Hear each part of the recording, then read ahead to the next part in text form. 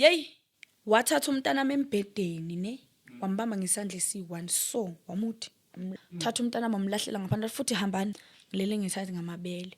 Wangibamba wangilahlela phansi, thatha impahla zami wazilahlela ngaphandle. Ngafika kubabazala wami eNtatha kusa ngihamba ngamabele. Lady sihamba semaklabhini, sithola abafana, makafuna ukuthi uhambe naye uyamtshela iprice. And most yalabantu ababi abasnacks laba abanemali. So whether ngiyakuthanda or ngiyafuna or angifuni kuba nawe, as long as ube nemali ekuseni mina. In a month, like my bank statement, like if bengize naso manje in a month ngiyabayenza boma 10 to 11k. Yes. I date abantu abanama fazi and girlfriends. Like mama uyacontrola ubully. So bekanokushaya ugogo wami, shaya abantwana bakibo, like umuntu vele ongasabi umuntu. But kwaba khona umuntu omdala engimtholayo, omdala kunami, maybe oyintanga kamama, omdala nakumamama. Sugar daddy. Yeah, that sugar daddy, yeah. Hayi bekangiphethe kahle shem. Bengiphila ngamanzi ukuthi amabele amagcwale ngicelisa umntwana. Mase ngilambe kakhulu, I remember benginokuma ekhoneni, mangidlula umuntu engimjwale ngimcela 10.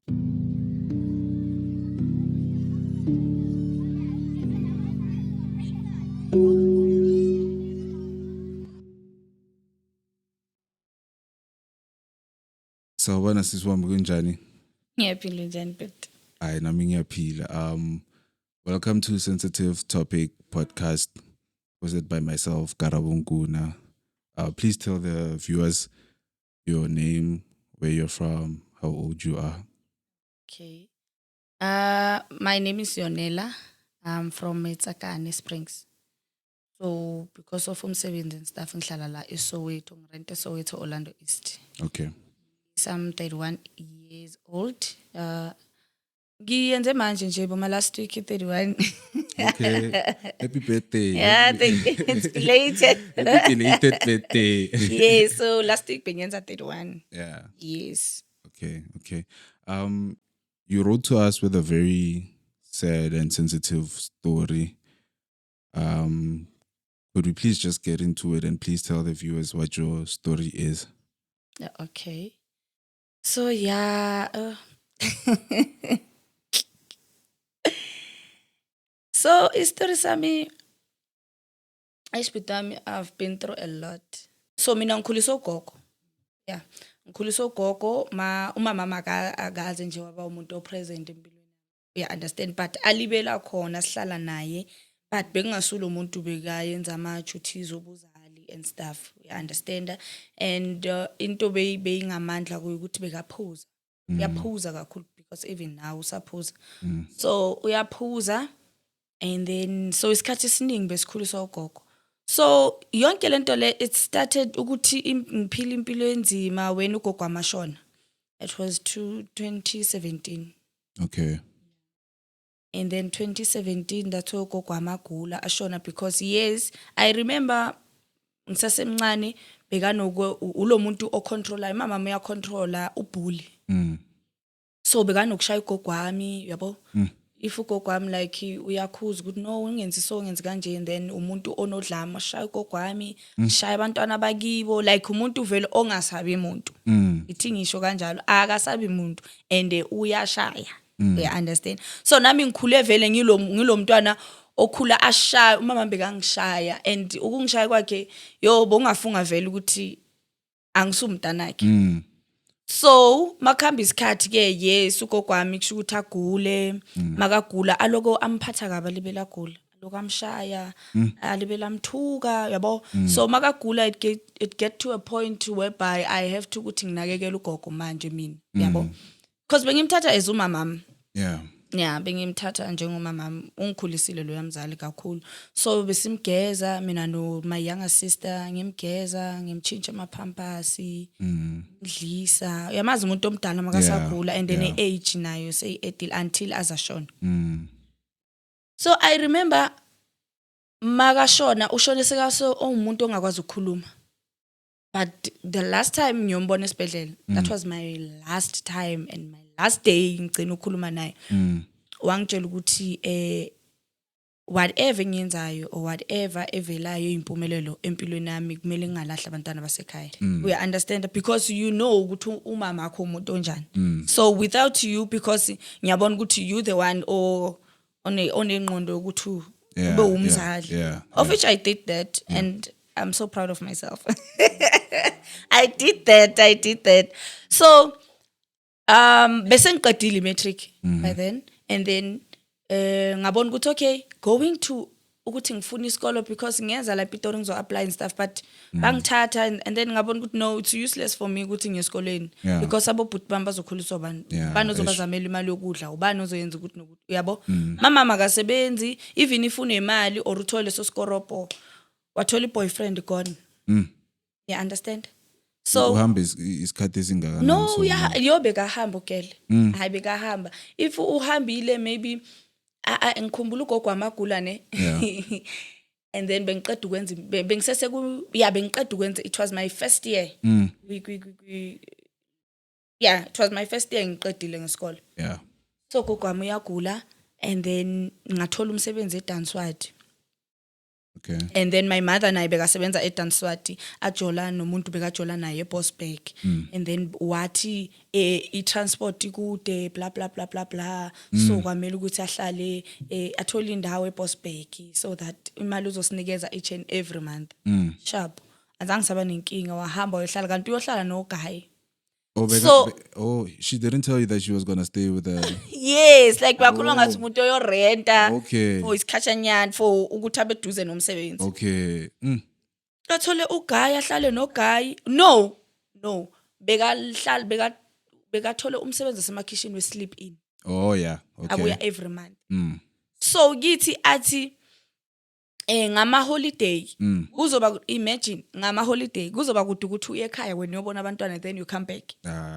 There's no way. There's no way. So bekasho okay, excuse yakhe so anyway akekho umuntu ophikisana nombono wakhe. It's not like mawuthi uzoyenza. So you might as well uvumelane nento ayishoyo. So okay, mind you ugogo yakula umama wakhe and umama wakhe, she's been through a lot, like ahuzuka nathi nani akhona yena, but akadliwa lento lokuthi okay umama uyagula now and ngimshiye like ngimncane nabantwana. At the time. At that time bengina 18. I think 18. Okay, fine. Ahambe. Okay, ayohlala eBosberg boyfriend yakhe. Sesizwa thina because ugogo wami usisi wakhe omunye bekahlala eBosberg. So ujole la bekuhlala khona kahle bekayovakashela uanti wakhe wathola iboyfriend lapho wajola, so ukuzeze nengqondo yokuthi uyomuva in lapha because of isikhathi nani nemali. So usisi kagogo wami omncane sekatshela usisi wakhe ukuthi lalela phela lo muntu ohlala la akasezi nami nakwami uyahlalisana. Mind you akalethi imali yokudla endlini. Ugogo wami akasebenzi, phila ngegrant. Ngingena isikolo nani? Ngena isikolo mina and esikoleni ngiya ngetransport. Mangimfonela umama ngimtshela ukuthi okay manje situation iso asisena kudla endlini and ugogo akukho langa. Before ngizosho kanjalo athi kimi nihleli sonke lesikhathi lesi ningena kudla but nilala ndlile, which means benikhona ukwenza iplan. So yini enza ukuthi today ningifonele ningenzi lento benijwayele ukuyenza ukuthi nilale endlile. Oh wow. So umama wami bekumuntu ukuthi makaye kwi-boyfriend uyahamba ku-boyfriend and udla imali yakhe ne-boyfriend yakhe. Akanandaba ukuthi nina niphila kanjani nenzani. So into bengiyibona ukuthi okay it's because of ukhuliselwe, akakwazi ukukhulisa, yabo, akakwazi ukunakekela abantwana. So that's why every time yonke into kwamele kuze yena kuqala empilweni. Yang understand? Fine. So until ugogo amazashone ke 2017. Makashona wangitshela ukuthi no kwamele unakekela abantwana this and that sharp. Washona ugogo amandlule emhlabeni. Yo mfethu. That day angazi bengizizwa kanjani to a point ukuthi istress sami bengasukuthi ugogo wami ushonile ne. Istress sami bekuthi from la ngizokwenza kanjani. So umamami okay wabuya wazohlala nathi, but azohlala nathi nje because umsebenzi wakhe bowungekho. So makazohlala nathi beke se avakasha. But noma evakashile uyakhona ukuhlala ama 2 weekends nani. And uyazi ukuthi unishiye ningena next endlini. Like ingekho umpuphu ungekho next. And mind you mina ekhaya sesquatter camp. Usebenzisa iparafini usebenzisa ikhandlela. Beninganayo igas bengekho. Electricity vele into bengekho. So usebenzisa ikhandlela usebenzisa iparafini. Benihlala phakathi kwendlu omkhukhu ningakhi?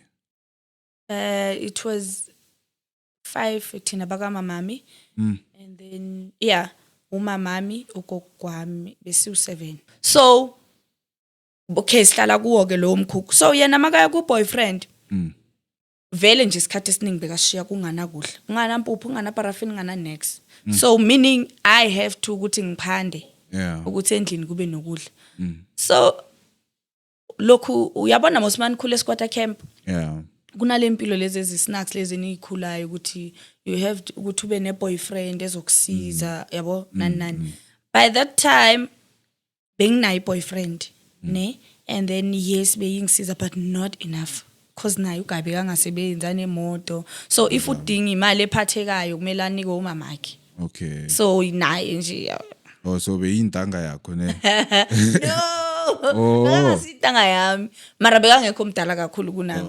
Yes. So beka kuma 80s and then mina ngikuma 90s. So besingashiyani kanjani. Gap nyana mhlawumbe ma 8 10. Yeah, 8 10. Ya mara ngisho vele yiyo intombazana nomfana. Yes. Vele yiyo le age gap. Yeah, injalo ke age gap yethu. So the guy yes beka ngiphi but if ungiphile imali eningi beyiphelela ku 300 if iningi imali ngiphe yona yabo. So nami obviously ngiyazi mangine 300 kumele ngithenge impuphu yabo. Into bengiyithenga kakhulu impuphu because ngisamelwe iparafini ngisamelwe amakhandlela ngisamelwe amalahle if kuyabantu sibasimbawula yang understand. So mara most of the time besiphila ngamalahle because yiwo asave iparafini. Okay. Yes, and iparafini iyadura. So okay fine. Ngabona ukuthi no ugayi unginika imali encane. Yeah. Ne I think kwamele ngithola umunye umuntu ozonginika imali enkulu. So I'm not going to mention names but kwaba khona umuntu omdala engimtholayo omdala kunami maybe oyintanga kamama omdala nakumamama. Isugar daddy. Yeah, that sugar daddy yeah. Hayi bekangiphethe kahle shem. Yeah. Beka ngiphi imali ngikhona ukwenza igrocery enough ekhaya. Ngikhona ukuthi nami ngiphume ngiyothenga impahla ngigqoke ngibe muhle uya understand. Yes. So lo yababa loya uhlale empilweni nami I think over 5 or 6 years. Even today usangitext. Ke wamtshela yena ngesituation yakho He knows the situation because uhlale endaweni sihlale endaweni one. Oh so when you started dating, he already knew the type of situation that yes. And beku abantu ukuthi bebamhlonipha kakhulu gogwami. Okay. Baphila nogogwami bemazi ukuthi lokho kuyabathanda abantwana bakhe. Akafuni next ngabantwana bakhe. So yena coming into my life, ngisho ukuthi kahle kahle bekazongisiza but you know ukuthi alukho usizo lamahala. Yeah. We understand. Okay, so he's someone that he's like a family friend yana. He was not a family friend. Okay. Umuntu besiphila naye endaweni. Okay, but he's known you since you were young. Ngisesemncane yes because kahle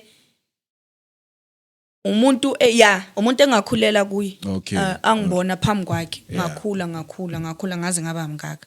Yabo. So lo baba loyo ke yo bekangisiza ngithengela igroza ayenzani. Ungiphathile shem. Wangiphatha shem. Uye kahle bekasayi provide because endlini yonke into beyenziwa yimi and bengingafuni ukuthi usisi wami ngibonakalise kusisi wami ukuthi like ngiyahluleka ukuletha izinto endlini because I was protecting her ukuthi angenze lento engiyenzayo. Usisi wakho omncane. Yeah. Ukuthi naye angagcini sekathi nami ithi ngithola ibless angizosiza usisi wami. So izinto eziningi bengimfihlela angithola ukuthi hawu imali uyithatha yaphi ngoba usebenza. Ngithi hayi don't worry ngihambile maybe ngayothengisa ama sweet or kunomuntu engimthengisela icathulo zami ngabuya nemali nani. So bengafuni ukuthi naye abone ukuthi kanti imali uyakhona ukuyithola izisole let me nami Ngiyathola, ngimsize because bekumuntu naye ongathanda ukuthi ngistrugglishe ngiyi-one Okay. And then bewunangakhi mawucala ukuthandana na naloya baba loya yeah. nabo ma-19 Oh, okay. And then your mother was still staying in the house, ne? yes Okay. and ukudla mind uma kakhona bengingena nakakhona and bekangabuza ukuthi kubuyaphi anganandaba ukuthi no bekanganankinga ahlala phansi adla uma mama aso and-ke makaqeda uzophinda atshele mina ukuthi iparafini iphelile and then I have to ukuyotshela ubaba ukuthi iparafini iphelile and by that time I was still a virgin cause ngabreaka i-virgin ngina 21 Yeah. 2021 somewhere lapho ngibreak my boyfriend yami not even lo baba okay. yeah not even lo So baba lo baba because you said something like vele ayikho into yamahala. Yeah. So like benithandana kanjani? besithandana kahle Benikhuluma kahle kuphela. sithandana sikhuluma because ngikhumbula makaza kimi azongitshela ukuthi uyangithanda ne and then ngamtshela ukuthi hayi mina ngeke ngikwazi ukuthandana nawe because angakamazi umfana angakalani nomfana Yeah. and then he was like no angirashanga lokho ngizokukhulisa ngizokulinda futhi uze intanga zakho zikulale and then mina angizolandela yabo Okay. so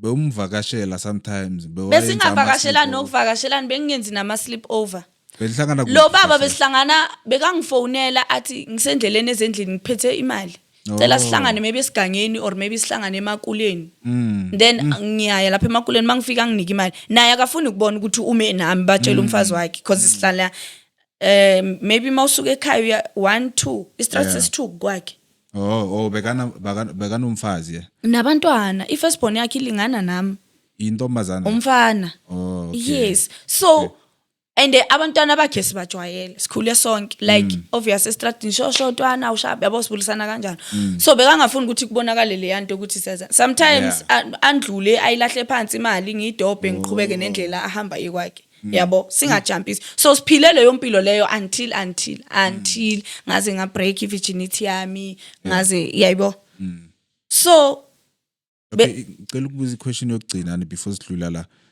so umama bekazi yena ukuthi uyathandana na no azanga bekangazi futhi benganandaba but obvious umntwana mayizongenisa izinto endlini engasebenzi engatholi any NSFAS anyway when ucabangani yeah thank you so bekanganandaba wethu uyajola uyalala uthengisa umzimba it's fine mina I need money I need food you understand so after leyo life leyo ke ngiyiphilile ke leyo for mama yeah sahlukana no boyfriend right lo bengijola naye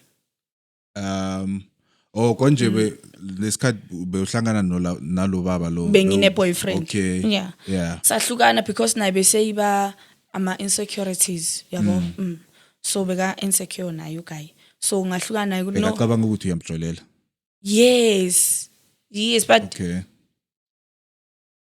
ukuba nami nalo yababa bekungasumjolo so bekacabanga isikhathi esiningi no bekangacabanga ukuthi ngijola nalo baba bekabonani kahle bekabona ukuthi sewunemali ushintsho belungekho but izinto bengiba nazo compared to i-situation yasekhaya the way yena yazi ngakhona hayi mina ngoba zange ngamtshela ukuthi no akakwazi ukuthi umama wakho kini ni5 athengele wena kuphela la Costa afakise wena kuphela igold yabo and awusangihluphi ngemali kakhulu yama hairstyle nanani you the one who top and shine uyazenzela wenza imali uyithatha phe then I would lie no cousin wami ungisendele no mama wami ungiphile yabo kanti ngithatha kulo yababa so lezo zinto zamenza ukuthi asole and then waqala waba insecure yabo nje sekumuntu actor nje weird sesiyalwa sekuyashaywana into ezinjani then I was like no yabona into toxic angizwani nayo and umfana oshayayo angimthandi so ngamiyeka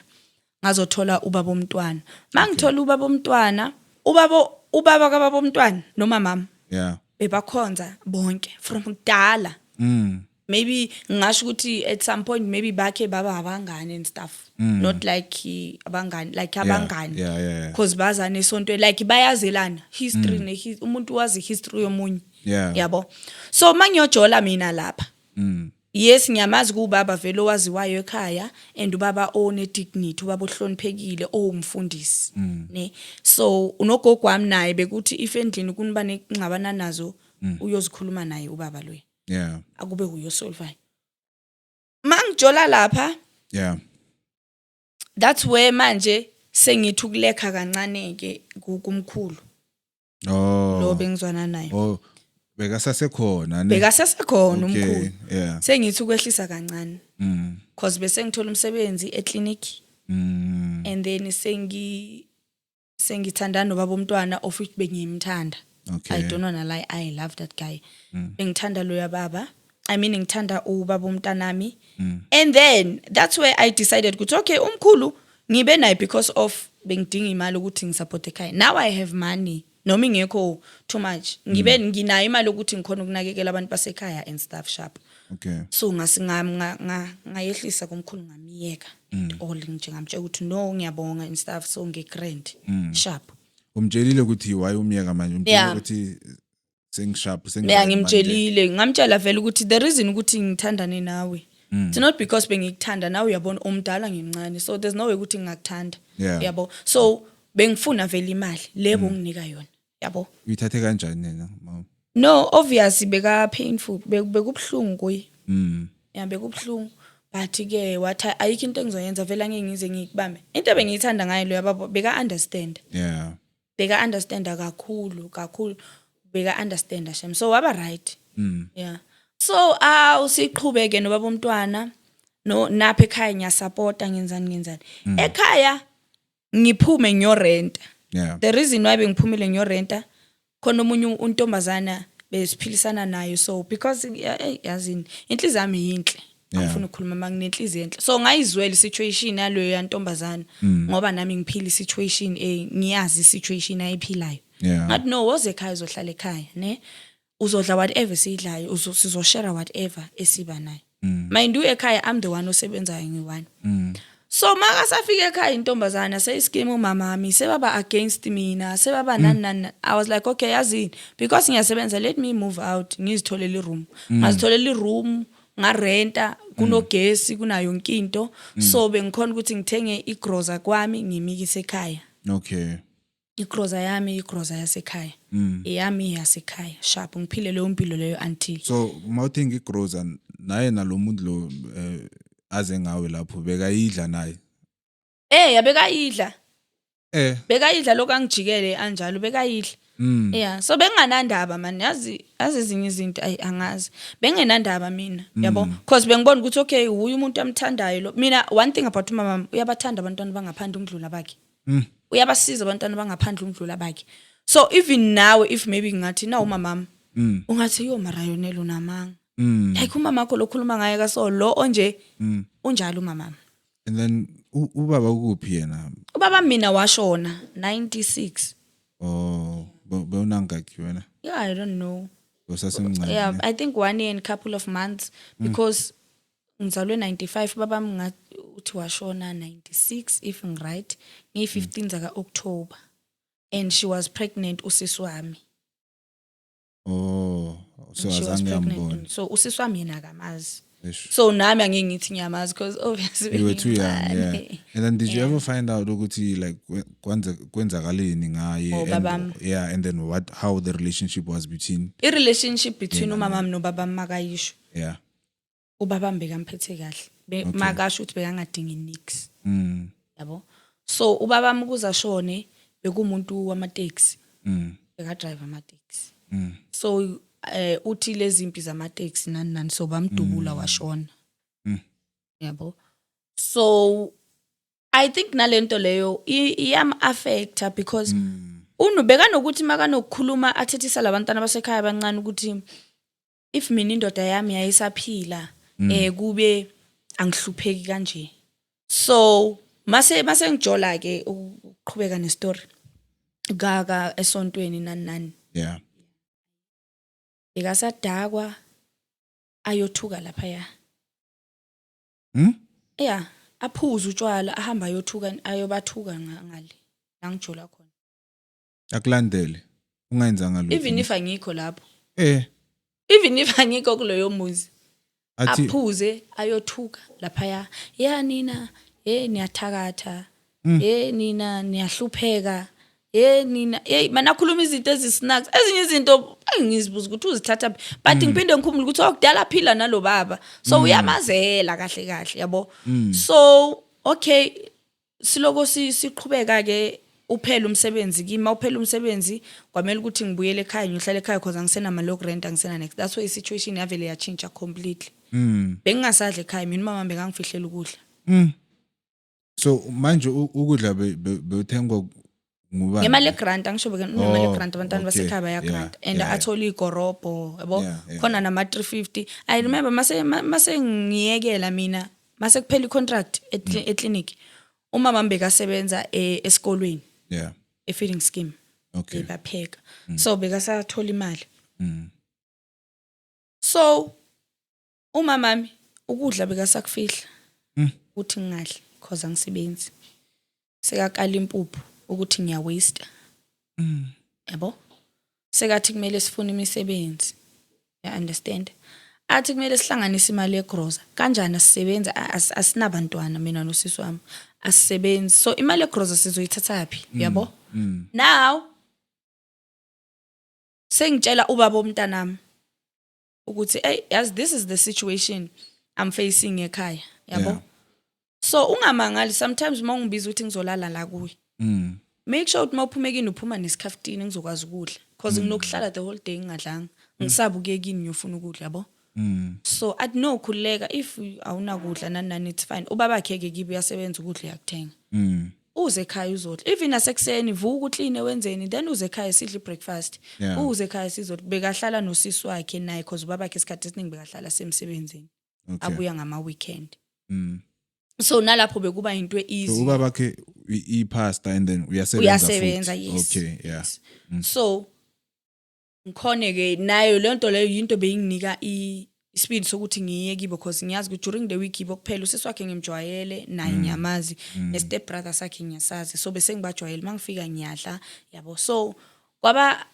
isikhathi la khona ukuthi sengiyaphuma ekhaya ngiyohlala kibo mfana okay that was before ngiprega yes sengihlala kibo mfana ubaba lapha sekangithatha njengomntana lapha naye akasenandaba nami yabo awu sengikhonza lapha ya okay awu sekuyadliwa kumnandi kube sharp mara ekhaya bengiya fike ekhaya ngikline bapheke kudliwe ngihambe mina immediately kuthinta amabhodo mina ngiyaphuma I know angeke bangiphe mos yabo and ngulo muntu lokuthi mina angifuni ukuzweliswa mina angifuni ukuhawukelwa so bengazi ukuthi vele la ngeke ngize ngidle angeke ngize ngiyenzele next so thinkline ngenze because vele umuntu ongaklini ke mina umamami endlini uthole kungcolile amakhethini amabonda mina ngiyafika ngiyaklina ngiwasha amakhethini ngimwashela ingubo clean ngishiye kunjalo ngihambe so mase ngihlala kibo baba umntanami ubaba umntanami athole umkhukhu because besingena privacy bekalala endlini noma baba remember ngisho ngitshela ukuthi besihlala emkhukhwini so imikhukhu camera la babakhe elakhe ulala nosisi wakhe then mina bengizolalaphi yabo ngamitha mangmitha ubaba umntanami bekasathola umsebenzi kwenye ngazi noma bekuyi supermarket noma bekuyini Foslo mase ngimithi ngatshela umama ukuthi ngimithi obvious kwamele ngimtshele umama wathi hayi mina anginankinga nokumitha kwakho because vele angeke ngize nje ngibe usizo kuwe sharp uthi njalo straight ngihlangana naphi nokumitha kwakho mina ngizokwenzani lokumithisile kumele azi ukuthi uzokwenzani ama uhlanganisa amakhanda nibona ukuthi nenzani ngaloyo mntwana olapho alright umithi vele somdala because ngimithe ngina 26 oh yeah okay hamba umitha vele somdala na vele nami ngiyafisa ukuba ugogo phela sharp lapho sekahlala ne stepfather sami lesi bekajola naso ugogo amasaphila yes usithathile wazohlala naso endle mind u stepfather sami isigebengu sukele ngoba sifuna amaphoyisa sazohlala la number 1 angasirape number 1 number 2 uthengisa insangu ekhaya yang understand and mina nosisi wami samantombazana yang understand So Shami yes bekayisigebengu yes asithengisela itsango but yena bekamhlonipha umuntu wesifazane. Okay. Because whatever money bekayenza bekaphandela endlini enza show endlini ukuthi badlile Yeah. and into bengiyithanda ngayo lo yaphuti loya bekabathanda abantwana basekhaya bekabathengela impahla abagqokisa like beka right angifuni ukukhuluma manga beka right lo yaphuti bekangafani nomama at all. So bekathini ngale treatment umama kho No bekamkhuza bekamkhuza to a point ukuthi waze bekaze aze amshaya for ukuthi ashintshe angabi kulomuntu because bekamtshela ukuthi abantwana bakho badala uhlale ezibhotini uyaphuza uyahamba uya la kumithiswe khona umntana wakho uyothuka laba abantu abalapha ufuna bakuhloniphe kanjani le boyfriend ufuna ihloniphe kanjani le boyfriend owenza izinto phambi kwayo ufuna ukuthi umntana wakho imphathe kanjani imhloniphe kanjani ofike lento le iye affect breakup yami no baba umntana wami.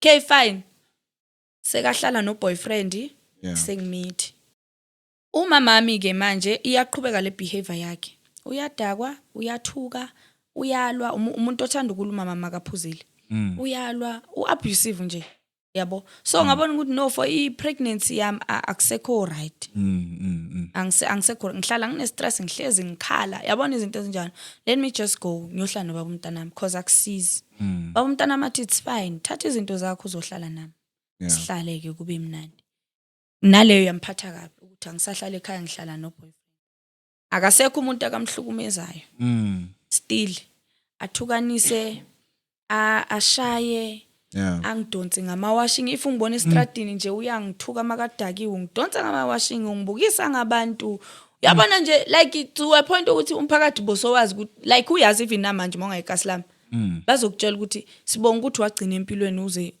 right ngoba umama wakho understand ulwisana nomuntu ongisizayo if uyafika uyangisiza maybe ngiphathela ukudla because lo mfethu mina ufuna ukukumoshela ufuna ukungibona ngisogola ngisafara yes so le nto le makangayitholi kuye iba inkinga emfethu ngamthola umntwana ngihlala kibo baba umntanami mama wami wathutha mase ngimitha obviously no baba umntanami bese sisilwa yabo lokulwa lokho sesingasazwana nani ngithi okay was it because of the things your mother was doing yes and sometimes uthola ukuthi ukhuluma amagama harsh ngomama mama makangithuka and then I'll defend umama mama ukuthi no you can't say that ngomama mama yes unjalo but you can't she's still my mother yeah she's still my mother you have to respect my mother athi mara yena akahloniphe ekhaya akahloniphi nobaba bami ini uyathuka ngithi mara umzalo wami ayikho into engizoyenza so awuna right ukwenza into enjalo kumama mama so sigcina singasazwani sesilwa silwela leyo nto leyo then ngingathatha into zami ngayohlala ekhaya mama mama wathi uyaphuma ekhaya uyo rent ufuna indawo enogesi sharp ngithi kuye no akunankinga mina ngizosala nobhuti wami la because kunobhuti wami owagcina naye sekabhema ama drugs drop out esikolweni ngikhuluma nje vele uyabhema so ngithi no mina ngizohlala naye ibhuti wami lobhemayo because uthi angeke sihambe naye uzofika ntshontshela abantu lapha shaya umphakathi yabo into ezinjalo ngithi mina no it's fine ngizohlala naye mina but ngicela wenze sure ukuthi imali yakhe grant uyanginika how old is he manje 205 oh he was born in 2005 yeah, meaning he's 21 years old this year uzoyenza ngoMeyi so ngihlale ke nobhuti wami ayisihlale kube right umama wadiliza umkhukhu wathengisa amazinke umuphi umkhukhu lokho ugogo makasikhela wona ilki ekhaya wasishiyela i1 room maybe athengisa amazinke ngiyambuza manje umkhukhu wehliselani no mina la ngiyakhona ngisebenzi number 1 mawuyelani ku rent ungasebenzi ngifuna ukuthenga ifurniture ngale mali yamazenke ngathi okay vele kusekibo and imali kamamakhe ngazithulela ngathi ngisahlala and before yonke lento le ngizosebenza ngithola umsebenzi khona lapha ngahamba ngaye Cape Town kumalume wami mangifike eCape Town malume wami ngathola umsebenzi ngasebenza eShoprite still bengimsendela imali ngisendele nobaba umntanami imali because beba la eJozi mina ngise Cape Town basendela imali kusenda ngapha nangapha umama wami ngithathe ngifurniture ngithi alungisa ijaridi yabo angitshela ukuthi ifence iwile ngithi nayi imali lungisa ifence nayi imali thenga ama ukudla nayi imali ikhabethe umnyango thenga ikhabethe only to find out mangibuya eCape Town 2020 mangibuya 2020 ngale ikhathi COVID Yeah. akenzanga next akwenza ngabuya kunjani ekhaya ngathi kuhlala bonyawupe Mambuza athini?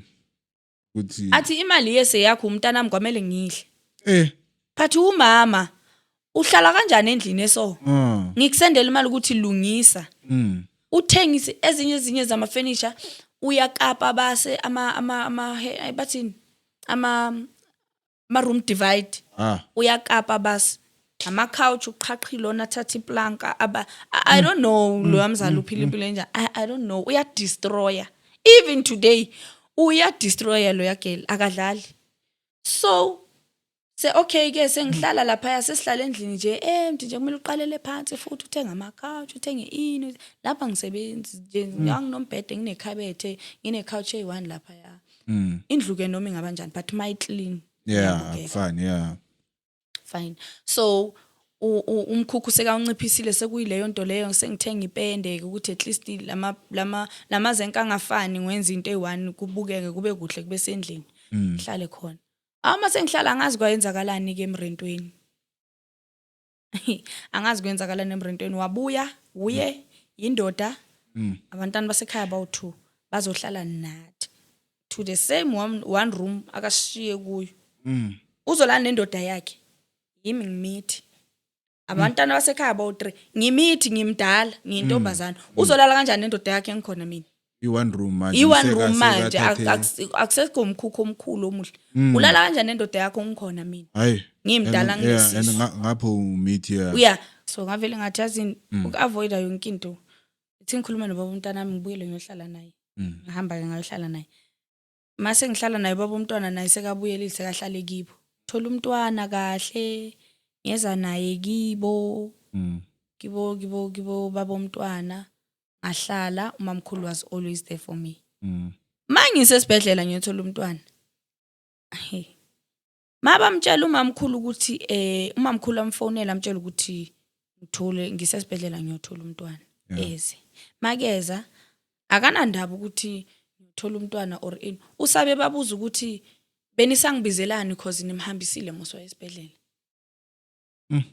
mina ngihlangana napha ngisho nina senikhona bomama bakhe nimsizile so umsebenzi wami ukuphi la ngene ngihlanganisani mina la you understand yo ubaba umntanami umamami athi ende futhi makaphuma akazi ukubuyela kibo babo la bekahlala khona uzohlala nami la ubani asho njalo kusho umamami ukuthi mangibuye esibhedlela ngingasayi kuyohlala kibo baba umntanami ngiyohlala naye neboyfriend yakhe mind you izinto ezenzakalayo mawubuye esibhedlela uqeda ukuyozala umntwana ngizoba Afrika kanjani ukukhumula ngichintshe ngigeze hambi kwalo baba because ispace isincane labahlala khona you understand and futhi mawubuye esibhedlela uba ne bleeding eningi so angeke ngibe free kuyenza phambi komuntu obaba leyo nto leyo sharp athi umamami sengithe mina ngizohamba naye athi baba umntana okay it's fine if uhamba naye ngoba awufuni ukusebenzisana nathi it's okay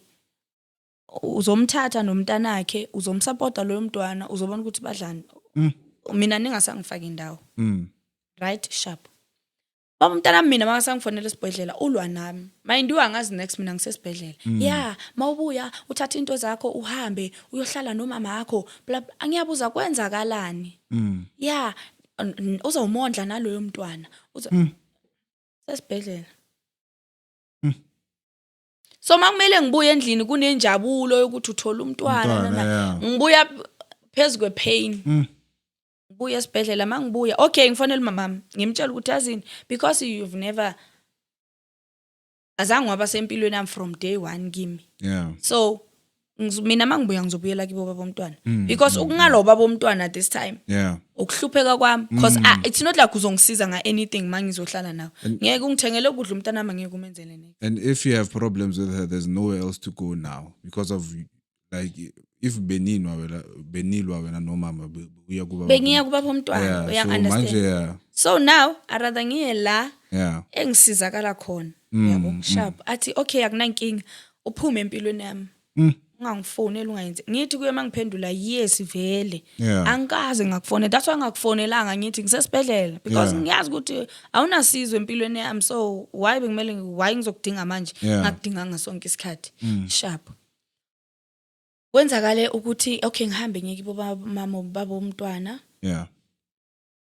ngihlali ke ngikhulisa umntwana wami hayi kube kuhle ngabi nenkinga benzele umntwana umsebenzi nani abe khona afike late wafika ngabo past 5 sekudliwa sekuphuza utshwala yabona izinto ezinjalo akafika ufika i-boyfriend yakhe umsebenzi uqale ekseni uqale ekseni umsebenzi And ufika yonke into ngo-5, yaqedwa ngo1 ufika ngo5 yena sesikhohlwe nokude kunomsebenzi sekuyaphuzwa sekuwashwa izitsha yabo phelile nje yeah. phelile kahle kahle akafika ulwa neboyfriend yakhe oh bekaze naye ulwa neboyfriend ukhulume umndeni lo kabi kuboyfriend wathi angeke asaphinde ayi lapha ne so manje makasabizwa kuthiwa makaye because kumele abe khona yeah iboyfriend ayivumi ithi kanjani ngoba wena uthela lapha ngeke usaphinde uye so makaseza afosta inkani yakhe eza lapha beza sibayalwa mind ukune family enye ehlala kwenye indawo lapha sekuyaliwa sekade uyahlazeka nje estradini nani sekuphuma ubaba walapho omncane neboyfriend yami nestep brother seboyfriend yami yeah bayolamula so ubaba lapho omncane ajike egate nathi no if uzomshaya azazomfaka la ejardini kulalo bhuti azoba nenkinga khona but manje ngoba balwela le khoneni hambani nolamula ukuthi angashaya umama ka ihlazo elingaka and some of these family members it's the first time meeting them okay ihlazo like ngahlazeka like bengisekamereni ngikhala like God why instead of uthatha ugogwama ungathathanga yena because akukho la singahlazeki khona akukho la ungahlambalazeki khona mawuvela la umamakho mawuvela la umamakho like fine that's where ubaba omntanami engicabanga ukuthi wabona ukuthi you know what this or mhlambe bekahlala bane conversation nobabakhe then ubabakhe abona ukuthi na I don't think ukuthi umndeni ongashadela kuwo lo ahlukana nobaba omntanami mangihlukana nobaba omntanami yo benihlukaniswa yini ubaba omntanami makasaqala kanjalo wachitha yeah wachitha ubaba omntanami sekangasangiphathi kahle naye masilwa unokungithuka ngomama wami ukuthi useless fana nomama wakho yini into benginga expecta kuwe umama wakho anje yini into right ubungayenza umama wakho aso understand if ngiyamkhuza athi awuqale kuqala idiscipline uyifake lapha kumzali wakho before uzongitshela mina ukuthi ngenze sharp so uthola ukuthi ezinye amanye ama situation engimtshela wona ngithuka ngawo ngicompare nabantu ukuthi intanga zakho zinama license zineimoto bheka wena lapho sekathola umsebenzi oright that's where angikhombisa ama true colors wakhe sekayekile supermarket sekasebenza esentini so masihlukana nobaba umntwana ngamele ngibuyele ekhaya mangibuyele ekhaya ngithola the same treatment ngiyancelisa angidle ngiyancelisa umama mungifihlela ukudla benza sure ukuthi uvuka ekseni aphakela abantwana basekhaya badle ekseni before mina ngivuka mangivuka uzopretenda ngathi ukudla kukho ukudla kukho ke namhlanje asazi ukuthi uzodlani ang understand ubaba umntana uthe uzoba there for umntana yes makamphakela ukudla there was a time la khona bekangathenga ukudla athi angeke ngize ngisupporte wena nomndeni wakho sharp so ngimtshela ukuthi yazi even for umntwana bengathengi next no bekangathengi like mangimtshela ukuthi umntana kana instant porridge umntana kana in athi ngizozithenga sihlale ekhaya so kwamele ngisuke endlini njalo ekseni ngiyekibo ngiyokwenzela umntana wakho ukudla yeah sharp sharp mangimbuza ukuthi yazi even the energy ukuthi ngisuke kini ngiyophekela umntana ekini like it's too much for mina yabo no angeke ngize ngithenga ukudla mina ukuthi ngingondla umndeni wakho fine So makakhona waqala ukuthi ngama week ukuthi ukudla umntana wakhe kumele adle kuye ekseni. So makakhona weekend aphakela umntana maybe oats esitsheni esincane somntwana vele ngimdlise nikeze. Yo lo mfana ungitreat bad. I never expected that coming from him. Ngiphakela esitsheni esincane umntwana ngimdlise. Ngilambile ngiyahalela ukudla but I can't because ngicabangela umntana wami ukuthi makulambe mina what about yena uya understand ngiyenze i-oats ngimdlise bengiphila ngamanzi ukuthi amabele amagcwale ngicelisa umntwana base ngilambe kakhulu. I remember benginokuma ekhoneni mangidlula umuntu engimjwale ngimcela 10 lokuthenga amakheke ukuthi ngithole amandla ukuthi ngicelisa umntana wakhe. Lapho umama uyahamba yodakwa abuye ebusuku ngilele athi nalomntana wakho uyarasa ubona ukuthi uyapi nalomntana wakho niyangirasela mina angikhoni kulala kwami umntana uyakhala yang understand. Ngagcinwa sengiyiba ulomntana lo ukuthi umuntu makaphekile uzongibiza wazodla izolo besidla into eso wazodla and I will go because ngilambile. So kunomunye usisi bekangisiza womXhosa angifuni ukumention igama lakhe naye. So makangisiza kanjalo bese ngithanda ukuhlala kwakhe angipha ukudla makathenga utshwala ngithengele nami athi ayiphuza man just uphume stressini ngumama yakho feel free fana nabanye abantwana yenza ukuthi yenza nokuthi yabo like angikhipha nje kule ngqondo ukuthi ngihlale njalo ngibheke ngokugcine nomntwana ngistressed nani.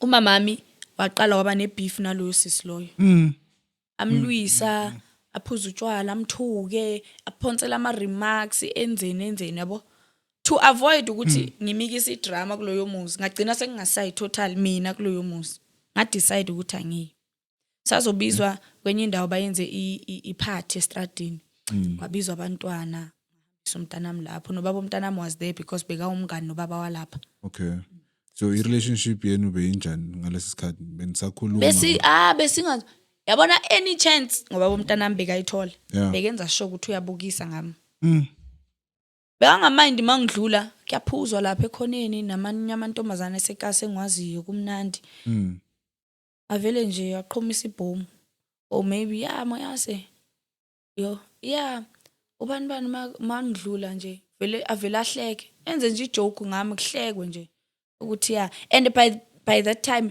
ngaluza iweight yo for sure bengilana nentamo kagesi ikhanda likhulu amabele ngimunyama yazi stress mase kuphela to a point ukuthi bese ngine depression like yabo nje bangikhuluma manje bengikhuluma so mara ngikhuluma ngi1 uyang understand ukuthi nala ikhanda bese ngingasathathi kahle. So umama enye into bengizwisa ubuhlungu ukuthi bekahlekisa ngesituation yami ukuthi nizozala abanishiya abafana buka nje lo wami unjani buka umfana uyadlowa yena unemali manje yena umshiyile uyahlupheka and mina ngeke ngondla umuntu omdala umuntu onomntwana ahambe nalo mntana akhe abone ukuthi bayapi sharp bese makhamba isikhathi late yazi ngaze ngahamba ephathini isikhathi singakapheli umama mangithuka angithuka thatha umntana nami ngahamba ngayolala. Ubaba umntana nami wathi umama makangithuka wathi hayi kumele sichifteni la ngoba sebaqalile ngahamba ngayendlini ngayolala mina nakafika ngisuke ngona ngokuthi kuye mina mama why wenze kanje yabo why bosukela usisi wabantu engakwenzanga next ngasuka ngalokho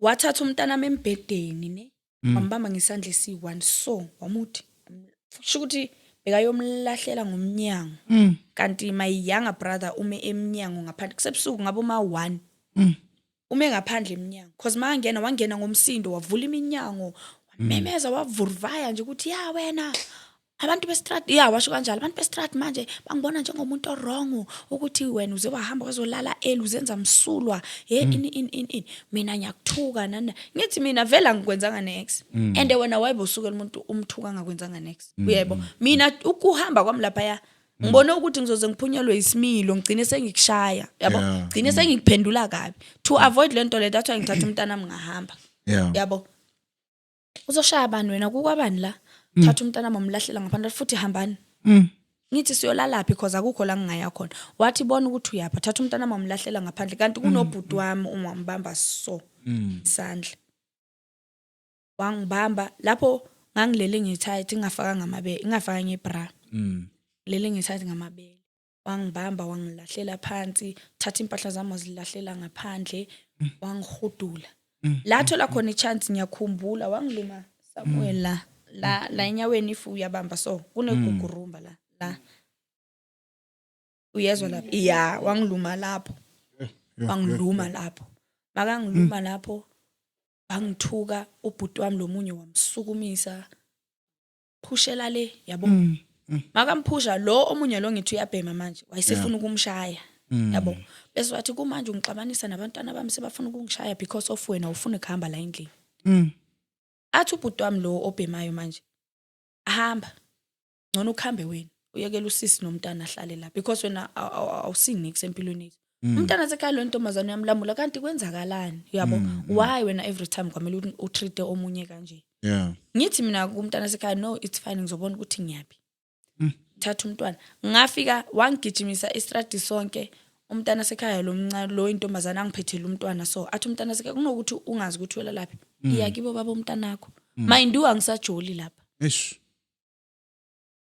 naye bekayenza izinto lezi ezisinaki wenza izinto ezisinaks ingqondo yami ithi ngiye lapha uyongiphatha kanjani lo mfana masengiya uzothini lo mfana masengiya lapha ngithi for ithi ngiye ngiyobeka umntwana mina ngizobona ngilala ngafika kubabazala wami entatha kusa ngihamba ngamabele ubaba angifaka ngabra ngihamba ngamabele azange wathole nesikhathi sokuthatha azange ngithole anything ngakokota wavula lo yababa makavula uthi bengiqeda ukukhuleka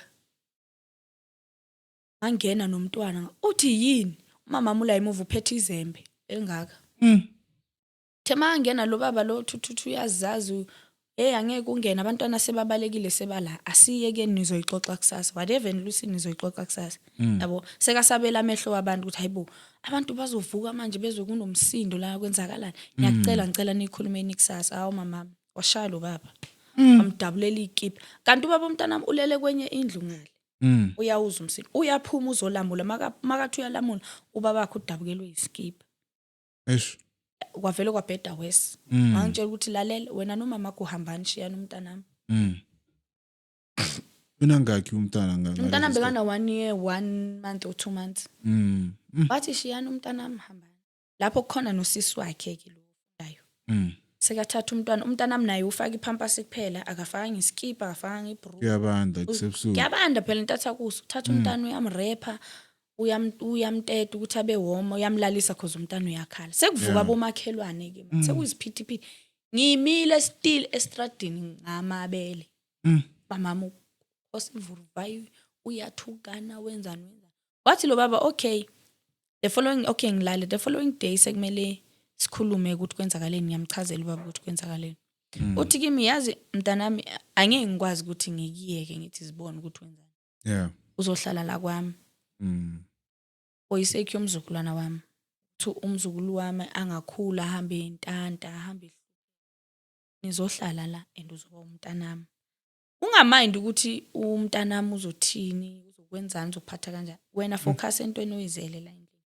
ukuthi wena nomntana wakho nibe safe iphelele lapho wangithatha lo baba ngahlala naye baba unenhliziyo enhle lo baba lo unenhliziyo enhle ukuthi usesempilweni yami until today ahlala nami lo yaba bathenga ukudla angangibaliseli angenzi next sengihlala lapha sengumntana walapha ngakhuleka umntana wakhe waqeda esikolweni wathola umsebenzi angithengela ama toiletries enzani so umntana wakhe lo mfana ke lo ubaba umntana wami bekasagcinalwa nobaba wakhe ukuthi ungigcineleni lapha hlaleleni lapha because mina naye sizwane bla bla bla wathi babakhe yabona-ke mntanami if angeke ukhone ukuhlala endaweni eyi-1 nomama umntana cause lo mntana akakuhluphi nganex asho mina lo mntana abantu akakuhluphi nganex understand uzongenzela ifavor ke uthathe into zakho la uhambe ushiye lo mntana nomzukulwana wami la cause umuntu onenkinga la kahle kahle kuwe lo akanankinga. I've tried commit suicide 3 times khona ubabakhe achithile thole namantombazana phuza utshwala nje yabo athi yazini endlini mangifika endlini ngathatha into zakhe zonke light umlilo ngavala umnyango ngahlala phakathi endlini. Benisenhlala kuphi lapho? Besihlala khona emkhukhwini komunye futhi umkhukhu besihlala ku. Okay. Angena ngalight umlilo ngashisa ngahlala. Angikhumbula kahle umntana mbekakhala. Bengihleli la umntana amahleli lapha. The trauma engayibonisa umntwana like into engakhona ukuzixolela ngayo until today. Uthi aze ngafaka umntana entweni angangeni kuyo. Ngihleli lapha ya ngihleli la umlilo la phakathi kwami naye and I was crying ukuthi praying at the same time ukuthi Nkosi uzongixolela nawe uyabona ukhona but now ungisize. I understand. So kula khona i-relationship yami noba umntana yaphela nya bangibizela ifamily bangibizela ifamily yakhe bomfana umfana atshela ifamily yakhe yonke iphelele ukuthi angeke sakhona sharp. Umamami lapha emeetingini wathi dala ngifisa ukuthi vele wena nalomfana nihlukane if bengithakatha kube kudala ngayiqeda ngokuloya le relationship. I'm glad today nihlukene. I'm so glad ukuthi nihlukene. So those other 2 attempts, the next 2 attempts, they happened after you broke up with him? No, way 3 ayenzekele ngisesenaye. Eyokuqala ayenzakala ngina 4 or 5 months pregnant. Yes, 2. What did you try to do the first time? Ngaphuza paraffin.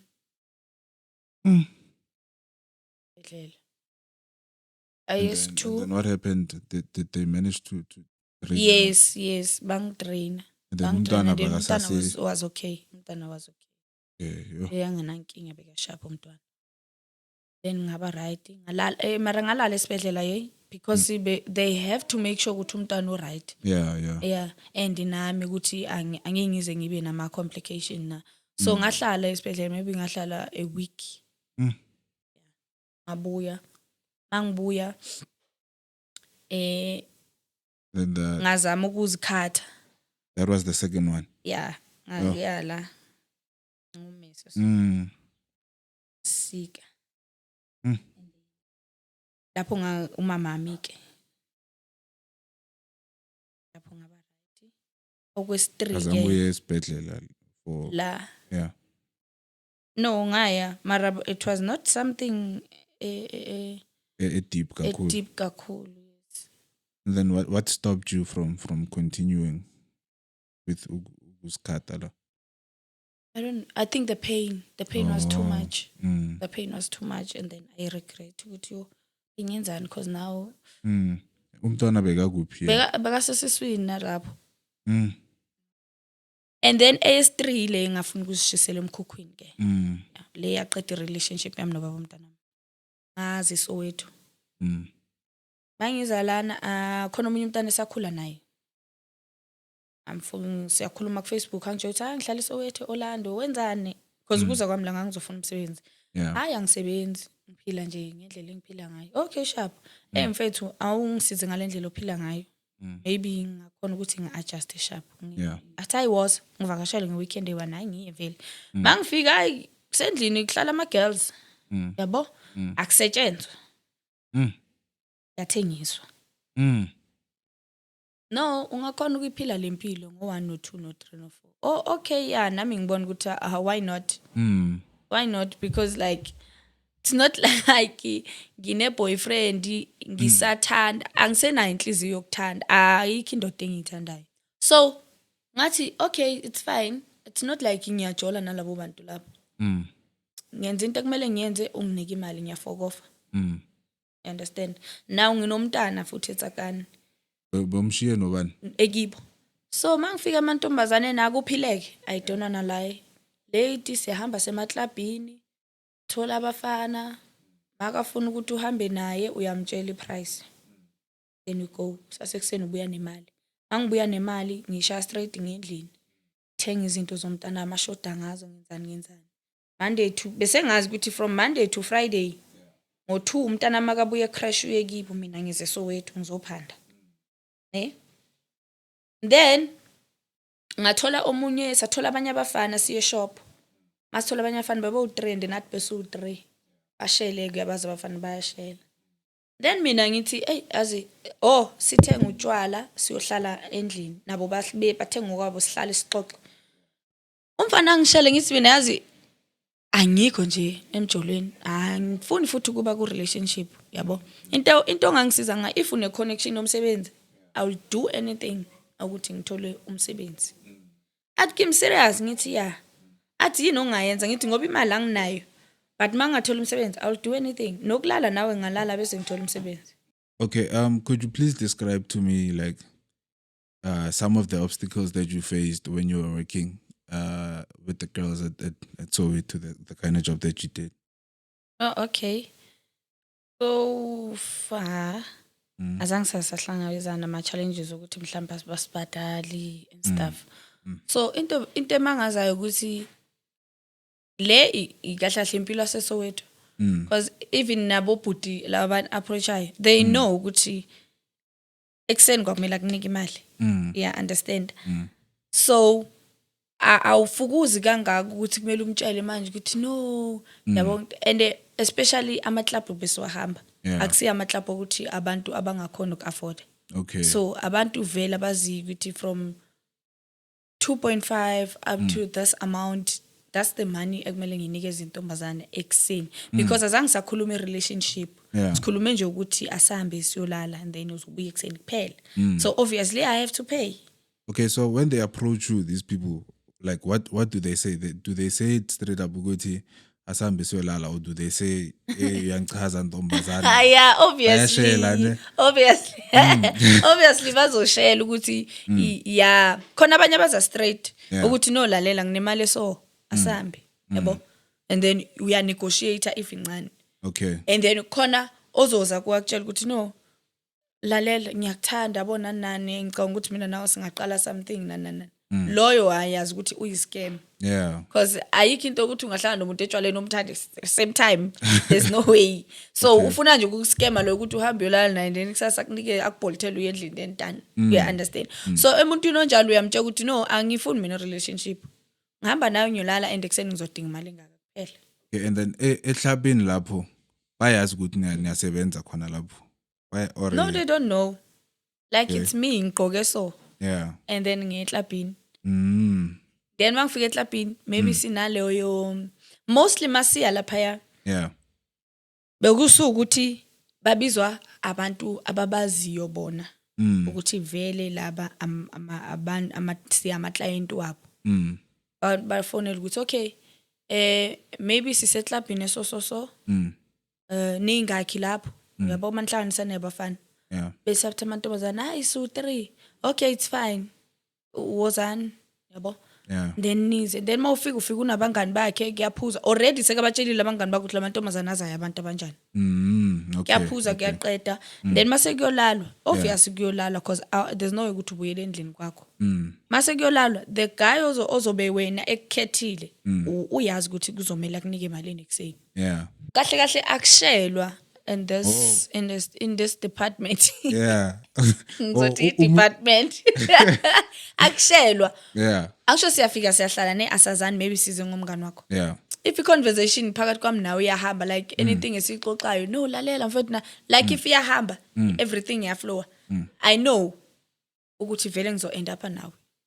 Okay, let's say wena lo muntu afuna ukuhamba nawe awufuni yena wena or yena akafuni wena ufuna lo ukhona ukukutshela ukuthi khuluma imali bhuti wami.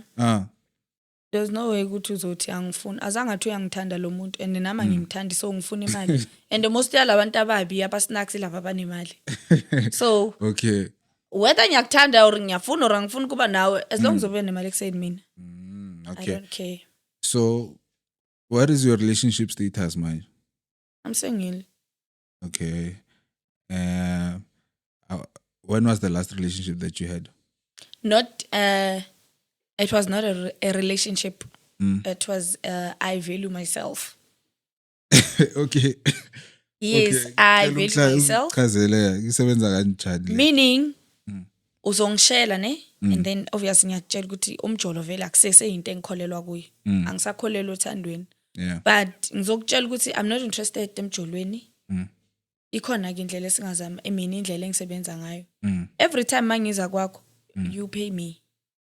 Okay, masenzi practical example ke manje ke.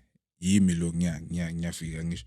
Ithi yo sisi umuhle ngiyakuthanda and then ungitshela immediately ngikutshela kahle ukuthi no angifuni ukukhohlisa bhuti wami anginalo uthando angikho interested kuma relationship so mina into engiyifunayo ukuthi yes singazama but wazi ukuthi each and every day mangiza kwakho I'll need money mangibuyele emuva so uyamtshela story ukuthi ngifuna malini yeah usually imalini from 3k yeah I do every month mangibuyele and if uthi this month awunamali akumela ngibe less than 2000 2000 manginamali so okay lo muntu lo bewujwala naye bewumbona kangaki in a month let's say almost inyanga yonke because maybe beka skipa leyo 1 month no one week maybe enyangene bengimbona 3 so it would be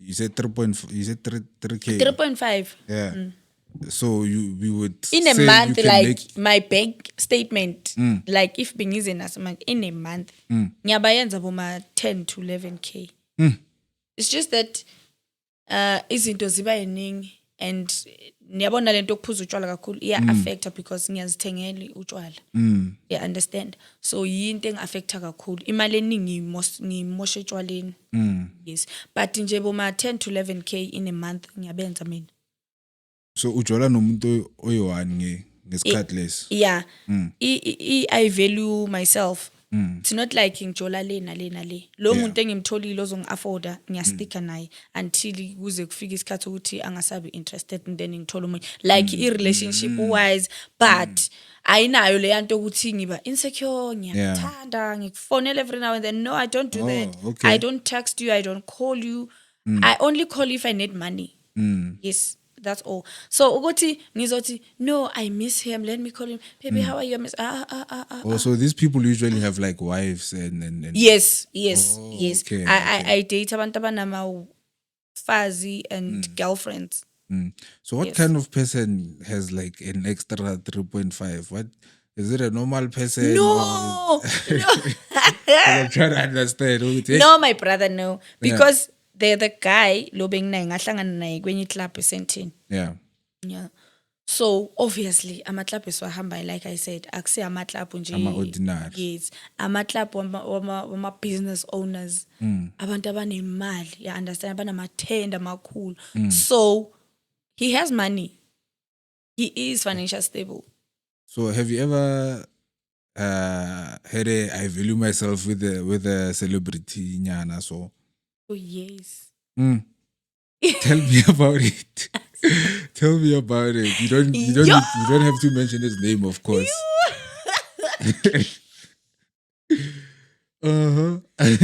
that those guys yeah they really loved me those guys they're all celebrities two yeah both two bekama celebrities laba engibafake to I value myself yeah so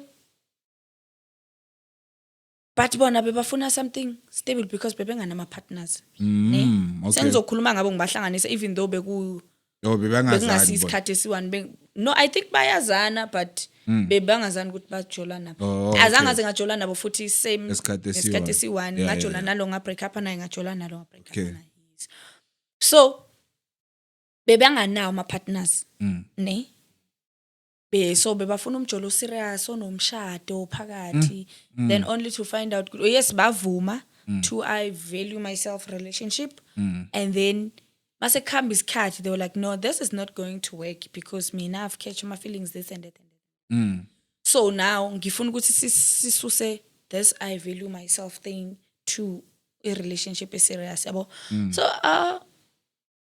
that's why I get bored I never even with a texted celebrity, them. someone who has money, Yeah. someone who's financially stable. I've never texted them again. That was the last time ngicina ukukhuluma nabo. And ukukhombisa ukuthi vele angisa uthando anginalo. Ngaze ngabablocker nokubablocker.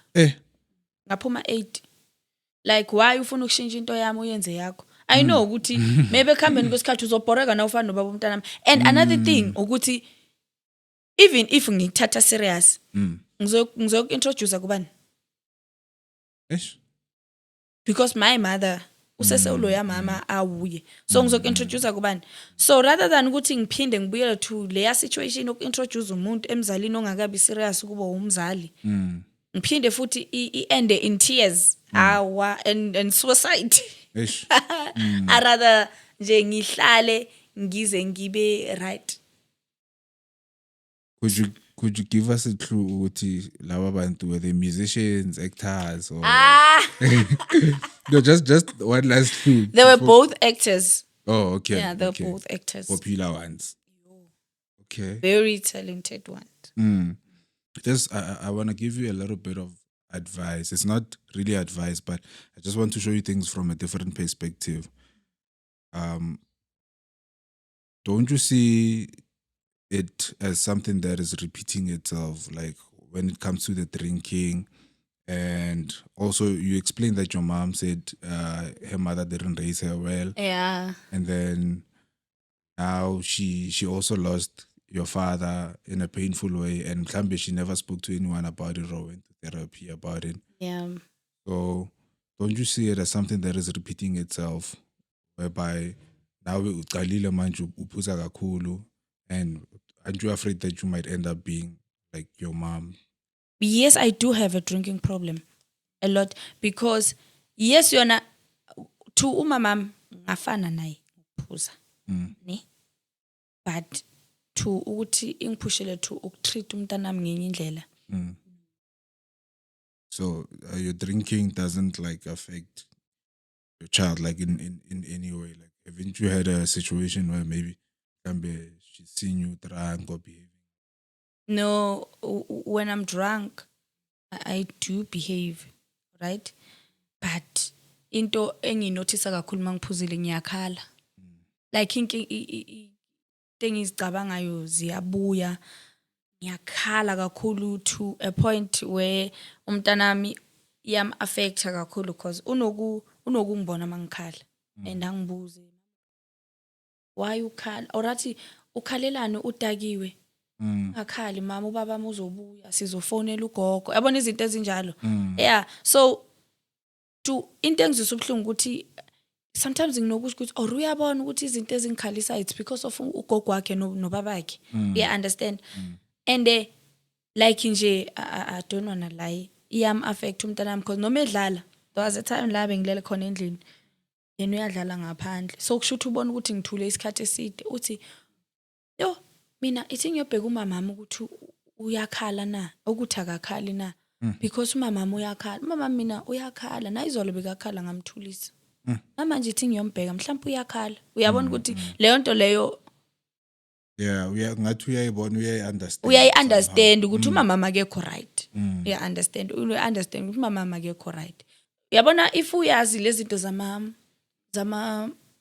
ukuthi I've tried to kill myself and into engithukelwe empilweni yami ukuthi angangizondeli ukuthi ngazama naye ukuthi ngimbulale because ngangizama ukumbulala naye so ukuthi izibulale suthu yabo ukuthi ngimbulale naye kahle kahle ngangizama ukubulala naye so abantwana angeke ubazi ukuthi ama situation bawa understand kanjani mhlambe yena angayithola ngendlela e-wrong or ngendlela akazobetshelwe ngayo uya understand so ngihlezi ngithukelwa lokuthi God just menze understand into eyangenzisa leyo nto ngaleso sikhathi ne engingazi ukuthi uyomhlala kanjani makasakhula or uyongibona as a failure or uyongibona as umuntu waye selfish understand so nje just afraid of leyo nto leyo.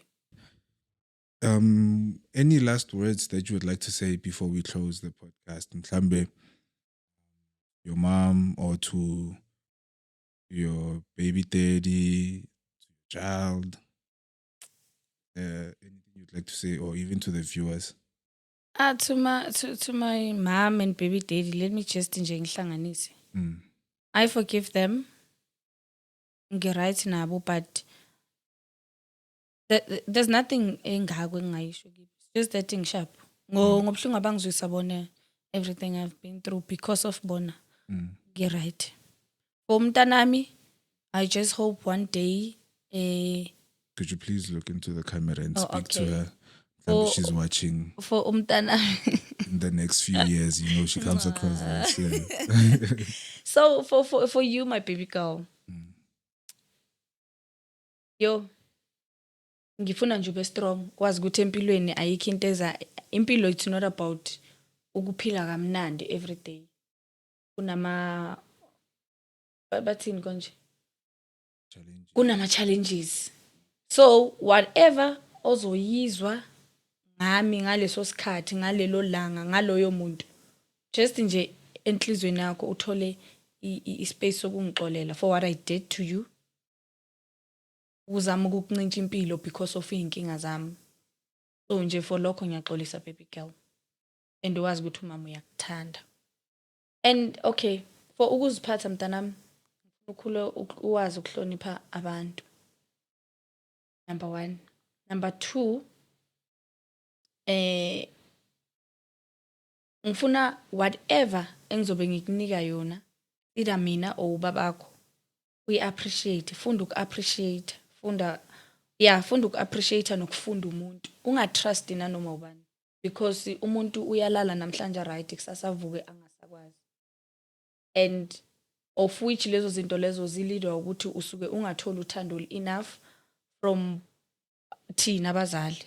So mina I promise to give you uthando until uphume emhlabeni ushona or wenzani or until mina ngikushiye emhlabeni. So the love engizokunika lona ngicela libe enough for wena and ul appreciate because out there alukho uthando uzolithola oluzofana nolwami. And ungathembi umuntu. Don't do that. Please. I'd really like to thank you for being brave and coming through to share your story and being strong yourself, like Yeah. the things that you've done. If nobody has thanked you yet for raising your siblings, Yes. I'd like to thank you for that, and also no matter what you were going through, being a good mom, and I think your story will help someone.